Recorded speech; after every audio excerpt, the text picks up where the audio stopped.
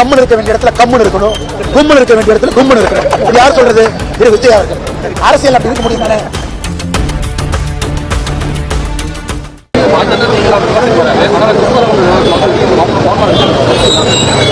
கம்முன்னு இருக்க வேண்டிய இடத்துல கம்முன்னு இருக்கணும், கும்முன்னு இருக்க வேண்டிய இடத்துல கும்முன்னு இருக்கணும். இது யார் சொல்றது?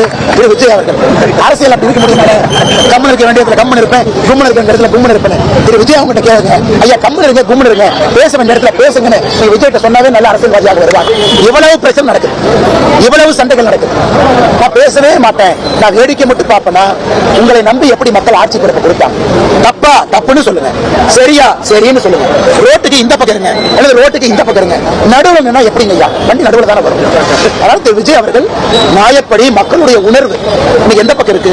திருப்பரங்குன்றத்திலே தீபம் ஏற்றப்பட வேண்டும் என்று இருக்கிறது. அவங்களுடைய ஆதரவு எந்த பக்கம் இருக்கு? நான் பேசவே மாட்டேனா?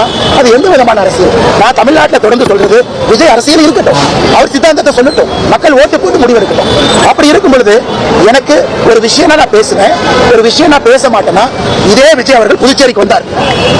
நம்முடைய ஆட்சியில, கூட்டணி ஆட்சியில ஒரு எம்எல்ஏ மந்திரி ஆயிட்டாரு, அவர் சிறுபான்மையர் அப்படிங்கறக்காக அவருக்கு பொறுப்பு கொடுத்து விஜய் பேசினாரா இல்லையா? பேசினாரா இல்லையா?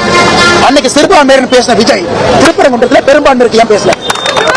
இதே புதுச்சேரிக்கு வந்து சிறுபான்மையர் எம்எல்ஏவா இருக்காரு, அவருக்கு பொறுப்பு கொடுக்காதற்கான காரணம் அவர் சிறுபான்மையர் பேசிய விஜய் அந்த பெரும்பான்மையர் மக்கள் துன்பத்தில் இருக்கும்போது ஏன் பேசல?